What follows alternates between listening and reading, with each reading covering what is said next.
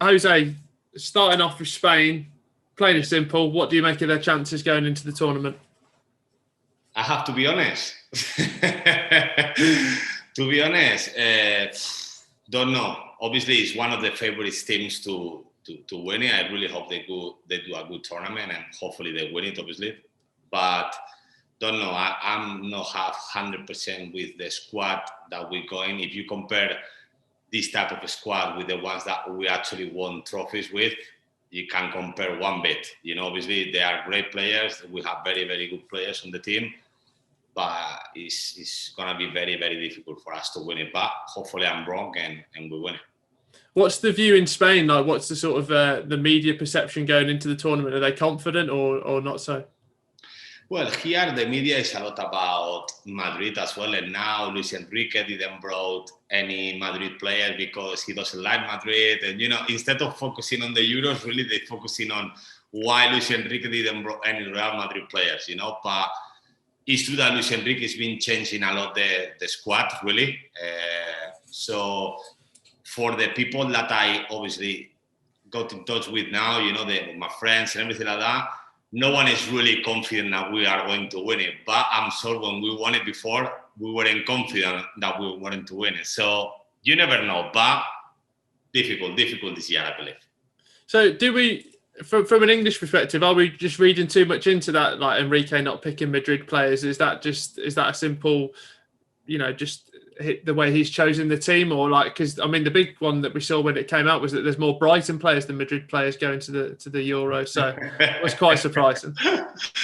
Yeah, obviously Sergio Ramos has been injured a lot, Dani Carvajal as well, that you will say is the two main ones really to come from Madrid to the national team. To be honest, I will have to take Sergio Ramos, if I'm honest with you, completely, because just his presence in the team with the younger players and everything like that will make a massive difference. And I believe even when he's not 100%, he's a player with his experience at the highest level, because it's not just about quality. In this type of tournaments, I believe it's about experience as well, because hopefully we go far in the tournament. When you get far, the pressure starts to hit. You have a country behind you. It's not easy. And these kind of players, they have experience. They won everything they could. As a player in the national team and as a player in the club as well. So I would not have let him out. I understand a little bit maybe more Dani Carvajal, because maybe it's not as important, even if I love Dani Carvajal, as Sergio. But leaving Sergio out, I'm not sure. And really, when we won everything with Spain, the World Cup and 2 Euro Cups, our team was Barcelona players and Real Madrid players. That was our starting lineup. That's the reality. Just picking up on the Ramos debate, obviously the leadership skills on the pitch speak for themselves, but is it around those latter stages that you mentioned where even if he's not playing, he can just impart that wisdom onto the younger players? Yes, I believe, I understand, obviously, some players that he took, centre backs, that they are in better form than him. Obviously, you cannot doubt that because he's been injured for a while and more at the end of the season as well. So I understand that, but from another part and more, obviously, I cannot teach Luis Enrique anything, but I know what it means to have a player like this in the team, like any other teams have. For example, in Liverpool, it was Stevie G or Hendo now. So it's this kind of player that even if he's not playing, he's around the squad, you feel his presence, and it definitely helps to have him on the team. With such a young, that we have obviously experienced play, but we have young players as well on the team. So I believe he should have taken him. Even if he's not going to play as much, I will take him definitely. The goalie situation for Spain, you've played in front of some fantastic goalkeepers in your career, but who would you have starting in that opening game for Spain? Maybe you don't know him much, Unai Simon, from Bilbao. He's actually the one of them who is going. I really, really, really like him. Obviously, David De Gea will be my favorite, or anyone's favorite, really. But I'm not sure his confidence after what happened in the Europa League final and everything like that. Obviously, United fans, they will not be very happy with him. They weren't before, but less now. So I'm not sure about picking up De Gea because of confidence, no quality. Quality, I love De Gea. I believe he's a great goalkeeper. But confidence-wise, I'm not sure. So that's why I will go with Unai Simon. What's the perception like of David De Gea in Spain? Because obviously he gets probably an unfair rap by United fans and the English press over here, but how's he regarded in Spain? They don't like him much either, to be honest. In the national team, we're talking about as a player, obviously as a person, can't talk. But as a player, because with Spain, he's been having few big mistakes as well, in the past. They don't like him as much, but really, I don't know what's happened to him personally, because he's a player that I really believe he's done so much for United and more. At the start, it was a bit difficult, but then he just was one of the best keepers, really, in the world for a while in United. And then he just started dropping his form and dropping. He arrived to a point that I believe it's all about confidence. His confidence is completely on the ground, and that's why I will not play him as a starting goalkeeper, because it's not his confidence. In football, it's a lot. Doesn't matter how many qualities you have. If your confidence is low, it makes such a big difference. And is that, especially goalkeepers as well, is that a key position for confidence as well? Because going into a major tournament, like one mistake, and then that could ruin the tournament for the rest of it. Yes, and not just that. I believe, obviously being a defender, ex-defender myself, I believe when you are a defender and you have a goalkeeper behind you that, I remember at Liverpool with Pepe Reina, for example, and he was at his peak, you have that feeling that, okay, I can have a mistake. Obviously you don't want to, but I know if I do, I have someone behind that actually is going to protect me, And with De Gea, if he doesn't start well, that if I'm, in my opinion, I believe Luis Enrique is going to start him. He's not going to listen to me. He's going to start De Gea. You never know. You never know. He might be listening right now. You never know. You never know. Luis Enrique, to be honest, he doesn't care about the names. That's the reality. But I believe he's going to start De Gea. But the problem with that is, if you start well, it will be good. But if you start bad, you already make the team doubt. Goalkeeper is one of the most important positions for me in the team, because if you have a great goalkeeper that, if they're going to get 2, 3, 4 times into your goal during the game, and most of the game is going to save them, you are a lot more relaxed, you are covered. If your keeper is a bit of a doubt, it makes the full team doubting, really. It's crazy, but it's actually that important, So that's what I'm doubting to pick De Gea as the main goalkeeper option. Well, from goalie to strikers, Alvaro Morata, how much pressure is there for him for Spain to not get the goals, but also bring everyone else into play as well? Well, it's another player that is very, very experienced. I believe with all the tournaments that he's playing, probably the most important for him and to show himself, because he's been in Real Madrid, he's been in Juventus, he's in Juventus obviously again. He's a player that he's proved himself in the past. He's been in Atletico Madrid as well. He's a player that he has to show why he's been in these teams, Then he has competitions as well. Don't get me wrong, Gerard Moreno, the striker from Villarreal, is really, really good player. So I'm not sure if he's going to play with both of them. He's going to play just with one. If he play with one, I'm not even sure if he's going to be the main one, Alvaro Morata, if I'm honest with you. Sometimes he can play Gerard Moreno a little bit more on the side. But for me, Gerard Moreno is completely dangerous on front. So it's very, very important for him. But I don't think he has 100% secured his spot with Gerard Moreno. And if he does, it's because Gerard Moreno will play in another position. But the main position for Gerard Moreno and the one he played in Villarreal is striker. So it's very, very important tournament for Alvaro Morata to try to change around a little bit. But it's always been doubt about Alvaro Morata, really, always. It's always been great player. He does so well, but it's always doubt there. So it's time to prove himself. He's a great player, and he has a chance now to prove himself. I was going to say, because my perception of him comes from his time in the Premier League, but is it the sort of same over in Spain, where he's good, but he could be great, but it's not reached that yet? Yeah, it's that kind of thing. It's like you say, at the end, it's like in Chelsea, it's this kind of player that you say, oh my God, he has everything, to reach his full potential. And that's why he's been in so many good teams, but why is never staying in one? You understand? It would be a reason. You understand? So obviously in Juventus, he did really well. That's why he came back to Real Madrid. But then Atletico Madrid, he was so. Chelsea, obviously, he wasn't great either. So like I say, it's a time for him now to shine, and he has all the attributes, all the qualities to do. So hopefully he can do it. Spain's group contains Sweden, Poland, and Slovakia. Who are you most worried about and why?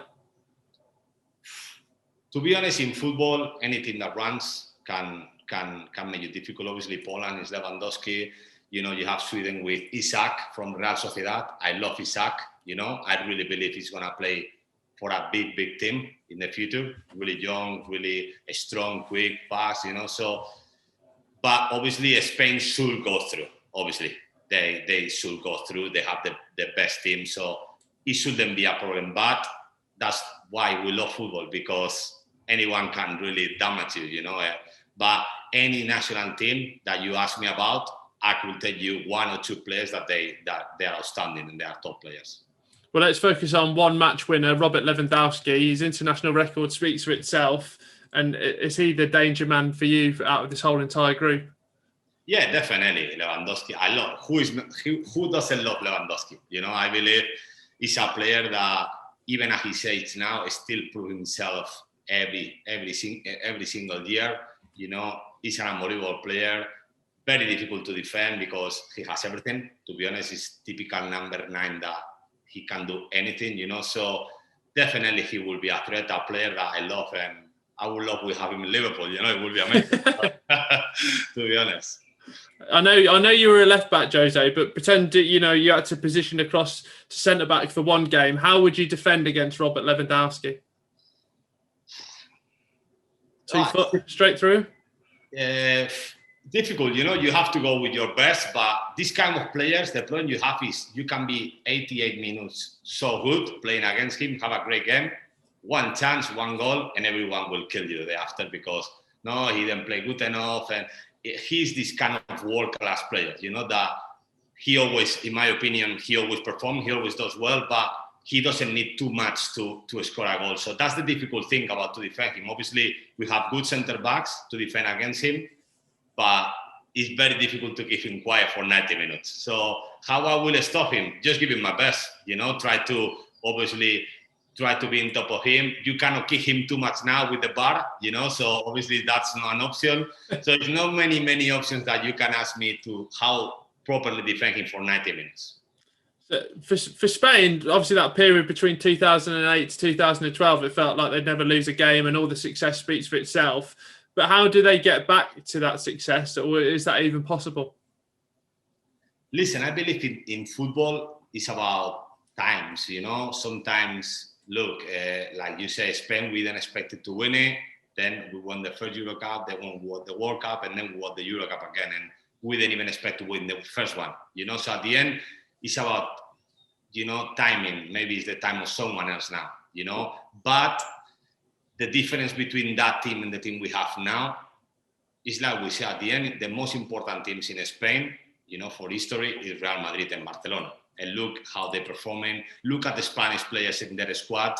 You know, look, even Real Madrid doesn't have any player that's going to the Spanish team.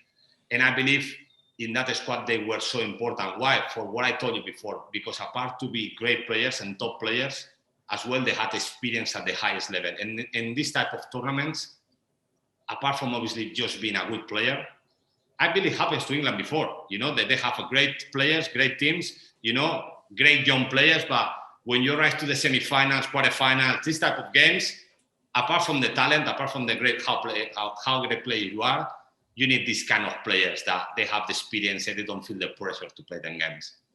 And I don't believe we have this in this squad.